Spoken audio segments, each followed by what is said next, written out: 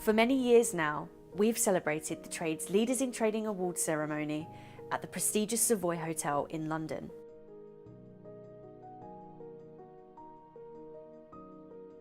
But this time around, we're doing things a little differently. This time, we're going digital. Through Leaders in Trading, the Digital Experience, otherwise known as LiTDX, the trade's flagship buy-side awards in partnership with the Swiss Stock Exchange aims to recognise the very best in trading talent at asset management firms and hedge funds in 2020. It was a year unlike any other. As the coronavirus pandemic gripped global markets, buy-side traders were at the forefront of the chaos, guiding investors through treacherous market conditions. According to the LiTDX Buy-Side Award winners and runners-up, chosen by you through an industry vote with record participation, there's just a few words that can properly define the events of 2020.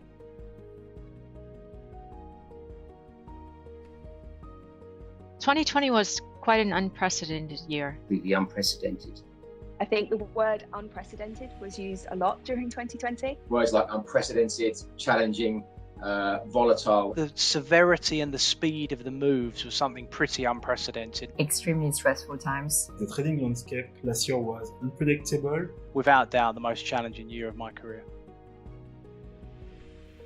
As markets awaited the impact of Brexit and negotiations on Swiss equivalents, coronavirus forced businesses to close their doors as the world shifted to remote working conditions.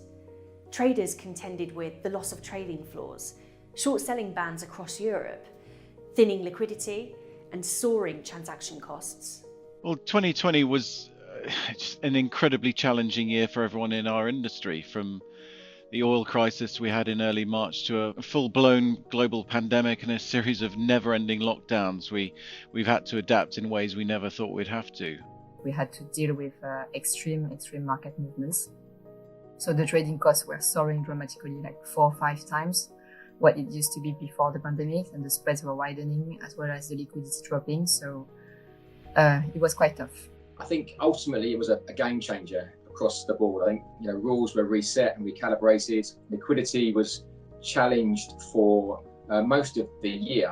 Spreads had kind of doubled and liquidity at touch had halved. Intraday volatility was more than 5 times. It was so hard. At the same time, obviously volumes are incredible as well. Our volumes as a desk were up by more than double over that time period as well. So it was incredibly hard. Throw in remote working, incredibly challenging as well, everybody. The key way really that we navigate it is just that communication between us. But without doubt, the most challenging year of my career.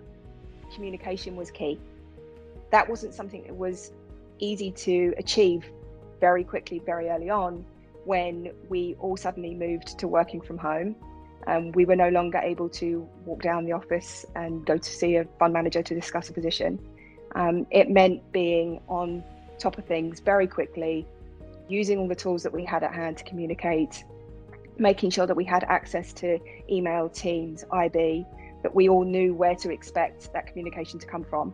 You had the old school kind of trading technique that you needed through relationships and instinct, and you also had the more newer kind of trading skills that you need in the quant space, where you take all that pre-trade data, look at what's gone on, assess why there is perhaps some disconnect and odd, unusual behavior. Because what we saw in 2020 was both, really. You saw just very classic market in a fearful conditions, and then a normal market with a rally.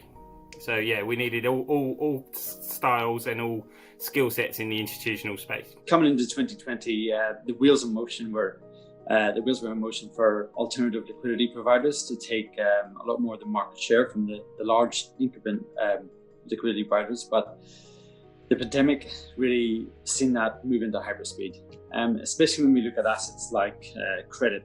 We've seen ETF authorized participants particularly had an increased ability to match up risk than usual, and we're seeing them take a huge market share from our traditional big bank dealers. Then we saw from July through October where trading died down due to the uncertainty of the COVID virus.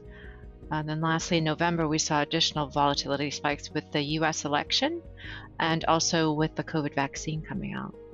So how did the markets respond to that? Well, for one, we saw a flight to the primaries, which is to be expected, very natural for traders to go to the primaries, a trusted and known source of liquidity.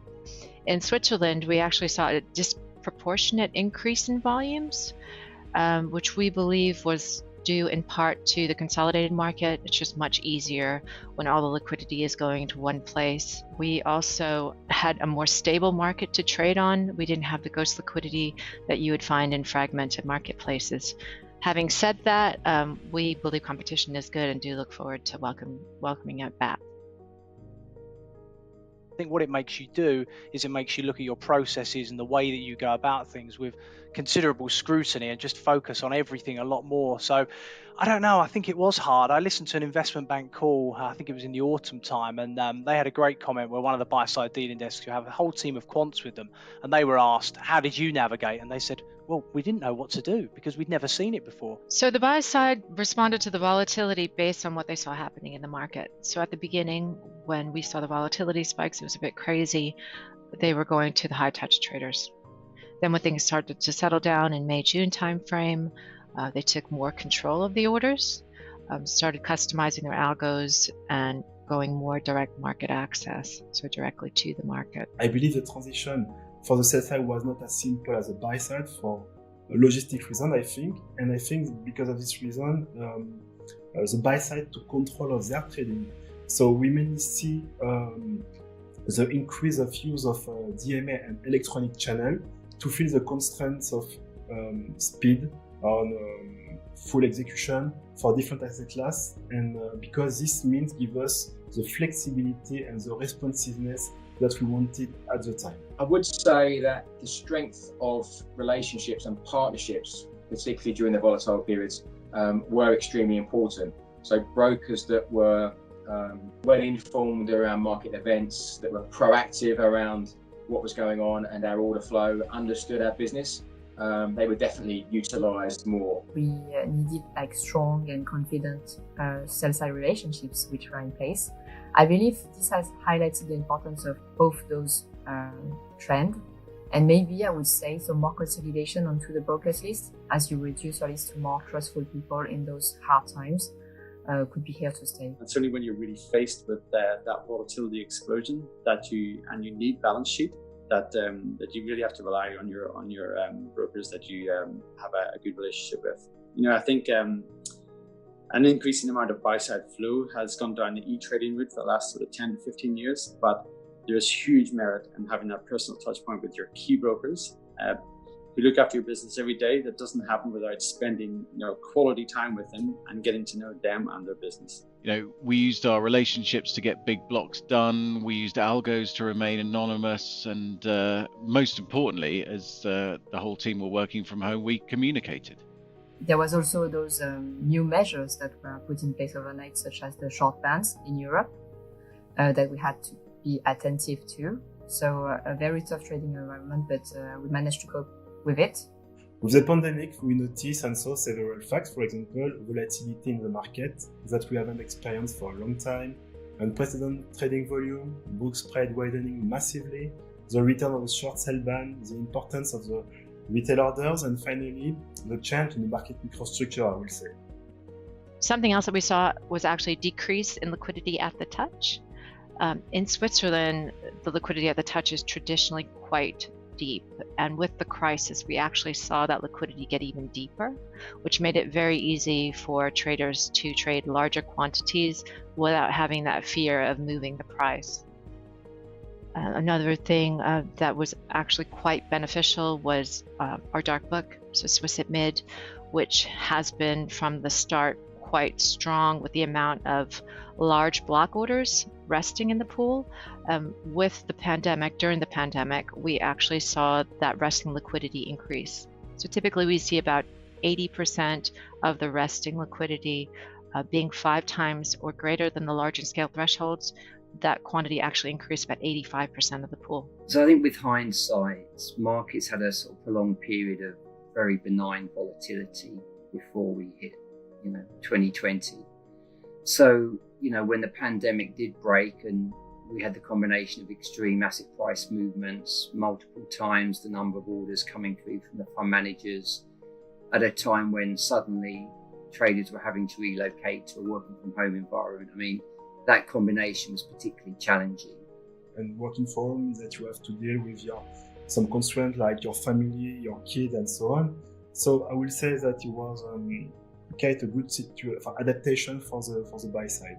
This wasn't something that just affected our day-to-day job, it affected everyone's lives as well. So that includes looking after children, it includes being stuck at home and trying to find the technology in order to work through this situation.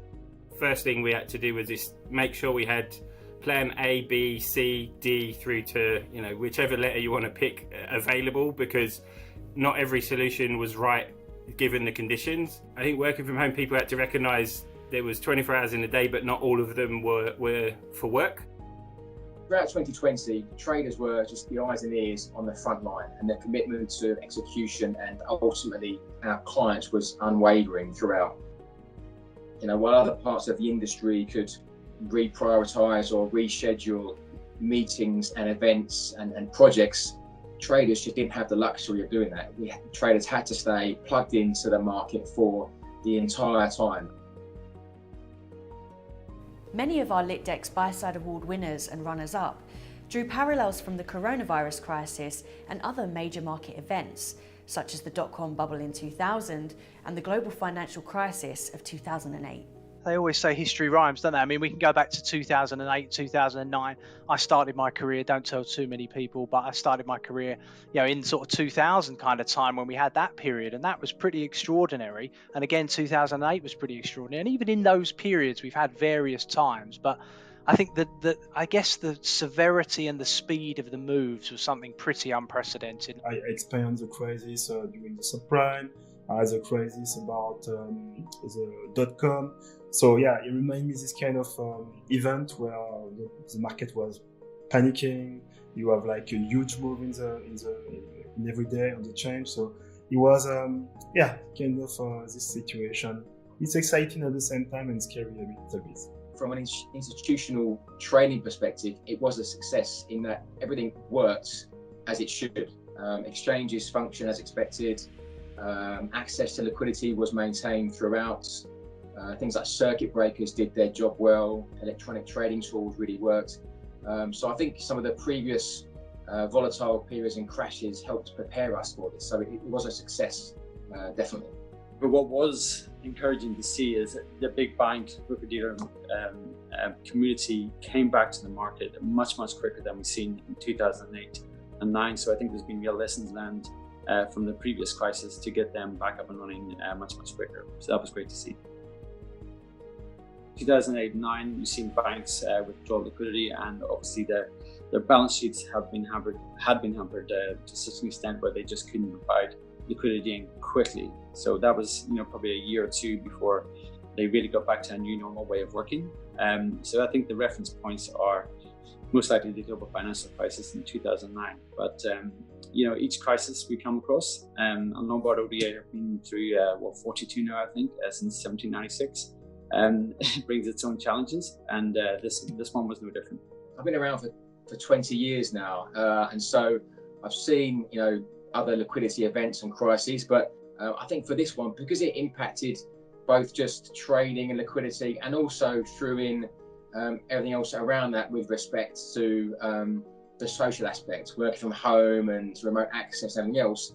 From that perspective, it was definitely the most challenging period that I've encountered. Yeah, absolutely. You always look back, you say, look, I've got experience of this, I know how to navigate it, but everything's always a little bit different. It requires a slightly different way of thinking about it. The role and skill set of the buy-side trader has progressed significantly in recent years. Traders no longer just sit and wait for orders to come in from portfolio managers for execution. As the global pandemic has now proved, buy-side traders are at the forefront of the market, acting not only as the eyes and ears on market movements and structure, but also becoming much more deeply entwined with the entire investment process. So the buy side actually have a lot of influence on the sell side traders and on the venues. For example, Last summer, we launched the Trading at Last segment, and that was primarily driven through requests from the buy side. And when we launched the segment, we didn't really have high expectations as far as how much would be traded in that segment. But what we have found is huge amounts of the daily volume is actually traded in the mid and small caps. We've seen days where nearly 100% of their daily trading activity is completed in Trading at Last. So because of the buy side's involvement in speaking with us and giving us ideas on new products and new tools, we've actually been able to discover opportunities in trading really liquid, hard to find stocks that wouldn't have otherwise been found. When I started the job 17 years ago, the dealing desk was seen as a cost. Now it's seen as a cost saving and a brand of quality. At Univiso, for example, and other companies that I know, the trading desk is fully part of the investment process. We are here to bring added value and lower implicit trading costs. There's a common goal between the PM and the dealing desk. PineBridge is an active asset manager, so traders are expected to contribute to alpha. They need to be present and provide trade ideas, alternatives, deliver relative value in conjunction with the analysts, and really work with the PMs on how to add value. For us, we look to add around 20 bips in returns a year as a trade desk. So it is an absolute goal, and we're an integral part of the investment process. So trading needs to look at and understand that they have to contribute to returns. I think fragmentation of liquidity away from traditional venues, seen buy-side traders play a much bigger role when advising PMs and execution strategies. Everything from timing, speed of execution, whether we need balance sheet, is that required or is it even beneficial to us? Giving feedback on liquidity, on any insights on the markets is clearly a value added, I would guess, and this can definitely impact the investment decision. Also need to be technologists, comfortable with systems, technology, coding. Data it forms a crucial part of what we do currently, and I only see that increasing in importance as the asset classes evolve in coming years. We are able to work with risk when it comes to thinking about the capacity of a fund. We're able to work with the fund managers when thinking about sizing positions or how long it may take them to get to full size, what execution might look like. We need to work with them on an intraday basis when trading so they get feedback on execution, they get intraday stock news, they understand how factors and themes are affecting the names that they trade. Really, I think of us as being a part of every team, from risk all the way through to operations. And I think that's a really important aspect of our desk. I think it's essential for traders to understand the investment rationale, be able to assess market conditions, and then access liquidity. It's even more important during volatile periods. If stocks are moving multiple percentage points in a few minutes or seconds, it's important to have a clear, concise understanding of what the objectives of the PM order are, for example. Whether it's capturing alpha for an active fund or managing risk versus a benchmark for a passive fund, I think the communication is key in that regard. In reality, if you're the type of person that just sits at your desk and just executes trades, there's half a chance technology is going to usurp you over time. So I always say to the guys, the key components I look at are proactive, forward-thinking team players. Those three components, if you have those, if you're the sort of person who wants to get out of his or her chair and make a difference, that's what you can do, because there's so many facets to it. Yeah, the current buy-side trader has evolved into being this, markets-focused, extremely tech-savvy, efficient communicator hybrid that I don't think was necessarily the same person, sat there 15 years ago. Well, I experienced the move from high touch towards low touch trading in quite a drastic way. Well, it was emphasized by the fact that I transitioned from a long fund to a long short fund, and we use much more algos there. But I believe now we found a healthy balance between trading low touch and high touch ways. But yes, it evolved in the way that we have to communicate first on orders, but now also on liquidity. You got all those issues with addressable liquidity, which is a new concept for loads of PM. So education on liquidity would say is a new development in the role of trader. and also indication of the market structure, as there are loads of regulations appearing every year, and we have to adapt to the constantly evolving market structures. Not every trader needs to have all of those skills, but I think it's important that desks have them collectively across the team, and I think hence that's the real need and desire for diverse talent and diverse teams across the industry. I think that 2020 has been incredibly important at showcasing the value of a solid trading desk. The level of knowledge that we have on how markets work, their infrastructure, liquidity, where we can trade, how we can trade, all of those things add to the investment process, and they help the fund managers. The more fun side of the job, of course, has always been speaking to our market counterparts who have helped us enormously through the good times and the bad. And there's certainly no substitute for a good relationship with the street. I think for EM it was a real chance for them to show that the market's grown and is a real asset class. If you look at it, we're 2.4 trillion plus in size. You can express views and opinions on multiple directions in multiple ways, and so for us, I think that was really a big step in the right direction to prove and demonstrate to EM skeptics with perhaps older views that we are a grown-up asset class and we do behave.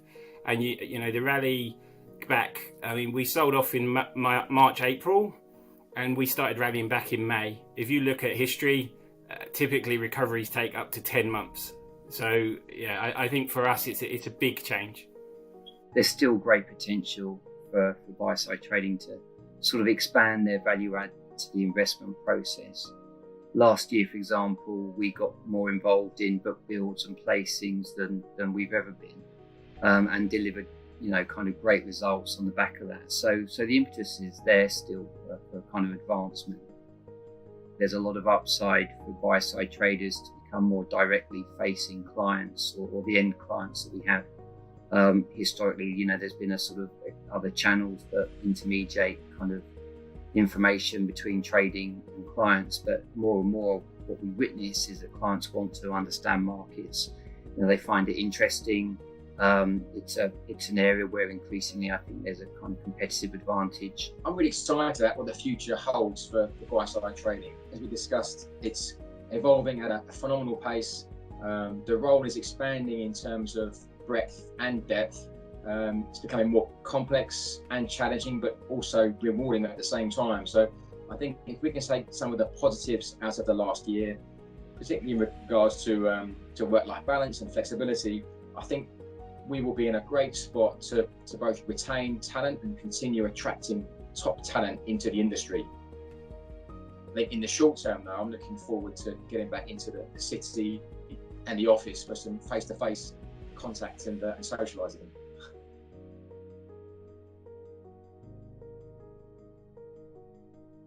Congratulations to our 2020 LiTDX Buy-Side Award winners and runners-up, and special thanks to our partner, the Swiss Stock Exchange. More thanks goes to you. Readers of the Trade cast thousands of votes in a new record for our Buy-Side Awards. As LiTDX draws to a close, the Trade is also thrilled to announce that we hope to bring Leaders in Trading back to London at the Savoy Hotel on the 4th of November. We hope to see you there.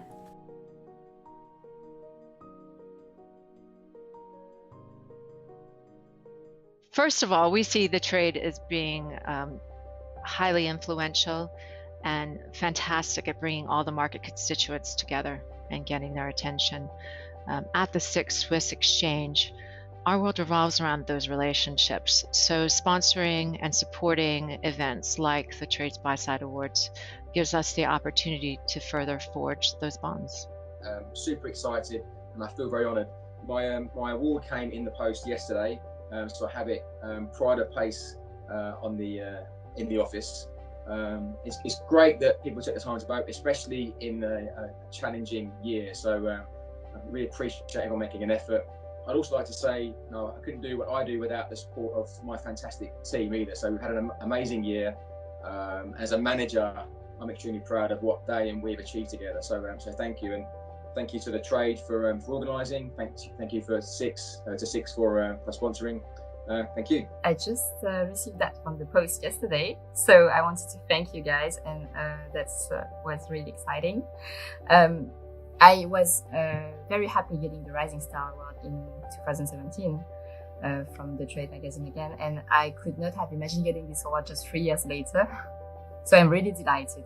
It's a great honor to get such recognition from the industry, the whole industry, and I'm lucky to have the opportunity to do this job, which I really enjoy, and to get appreciation from peers means to succeed in it. So, well, it's a great achievement for me. So thank you again for the nomination. I want to say, obviously, thanks to the Trade, thanks to Six, congratulate everyone that was nominated, and a huge thanks to those that voted for us.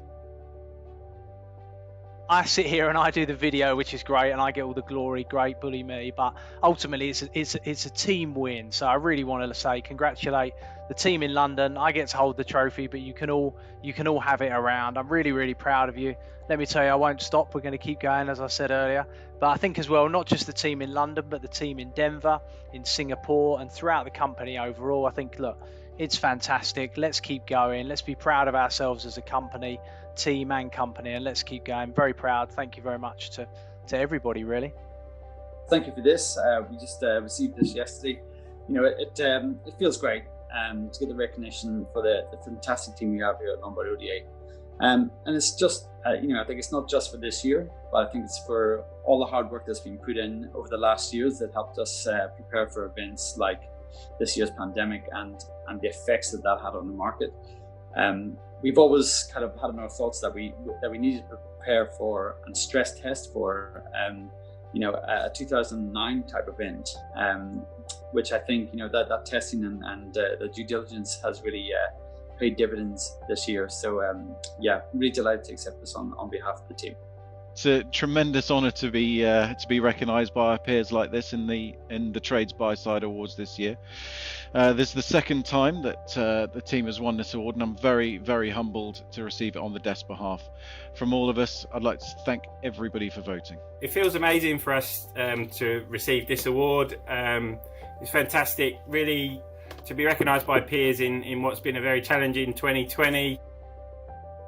Obviously for us, it's a pause to appreciate, and then we're looking forward. It's all about progression, evolution, and continuing the journey.